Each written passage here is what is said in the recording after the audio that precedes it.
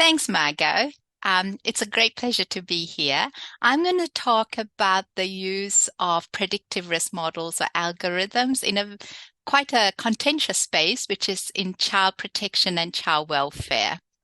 I'm a director of the Center for Social Data Analytics. We build predictive tools for human services, and most of my work is looking at child protection systems and more recently in homelessness systems. So our tools are currently being used in a bunch of states across the US and also in a few other countries. And the challenge for us is to also verify whether the use of these tools have improved outcomes for families and children. And that's what I'm going to talk about. In particular, have they exacerbated or mitigated against racial bias in child protection systems?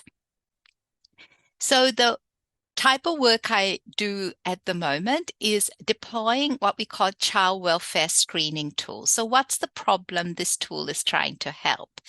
There are around 4 million reports that are made every year in the US that a child is being maltreated. So those calls come in from teachers, from the community, from counselors, and they typically go to the state hotline. And around 4 million calls have been trawled through by call screening workers who are usually set up in local offices. And they have to decide whether that call warrants further investigation or whether that call can be ignored, which is sometimes called screened out. So you can imagine how challenging it is. In the US, typically, and this is true about Australia, New Zealand, and other countries I worked in, around 50% of calls that come into those hotlines are screened out. So why do we screen them out? Because an investigation is actually quite a thing. It's quite onerous on families as well as quite expensive for the system. An investigation means that someone goes out and meets the family, meets teachers, asks questions, and tries to figure out whether the allegation that was reported about maltreatment can be substantiated. So the question we always have is that 50% being screened out the right 50%? And in fact, you can answer two ways. First of all, we can think we're screening in or investigating far too many children. Did you know that 1 in 3 American children are investigated by the age of 18? Only 15% of those investigations are substantiated.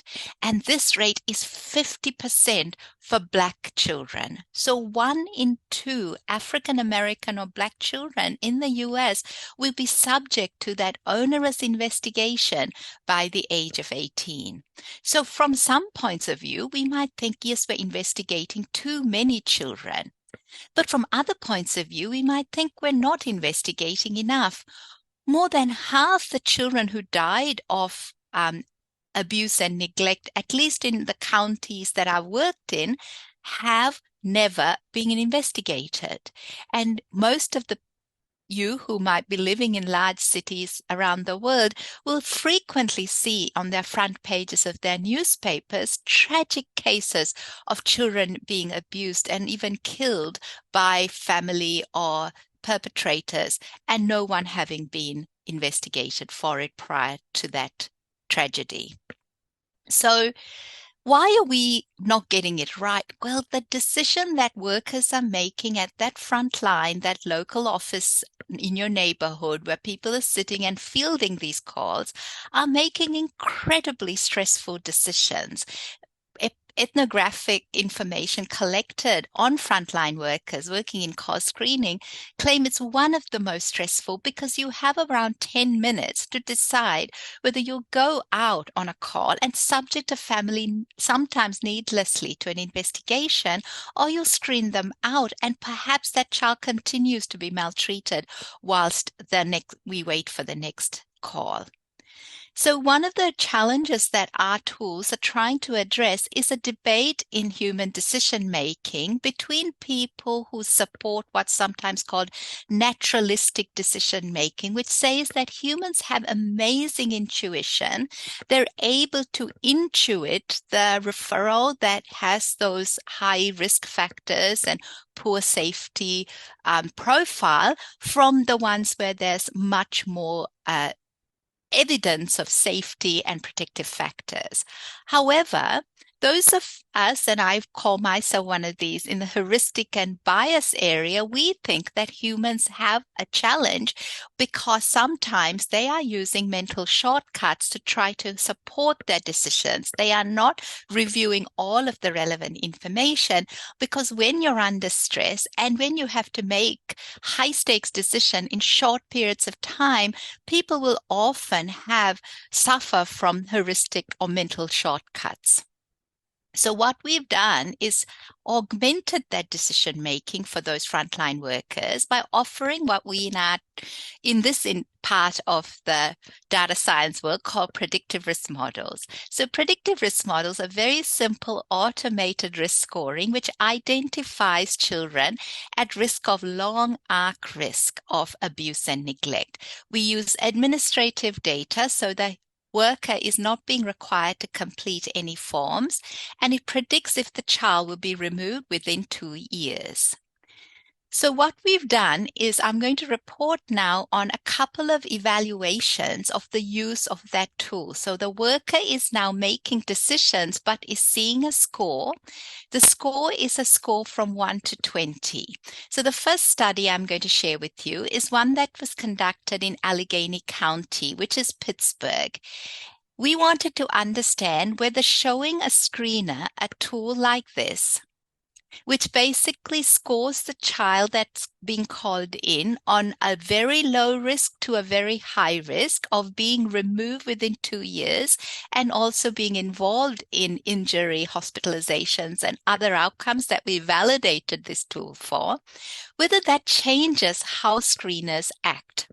So screeners were able to so-called override this tool, but they were given this screen when they tried to make that very crucial decision. First of all, you're going to ask me, yes, but was the score predictive? And the score was reasonably predictive of removals in the next 2 years, which means that the child was being abused or neglected so severely that they had to be removed from the family. So now what we see here is just one of the research results that we have found in our study. So what I'm showing you on the horizontal axis is the percentage of Black children who were removed from home, and the blue line is the percentage of white children who were removed from home. The vertical red line is when the tool was introduced. What you can see is prior to the introduction of the tool, Black children, when they were referred and screened in, they were much more likely to be removed than white children.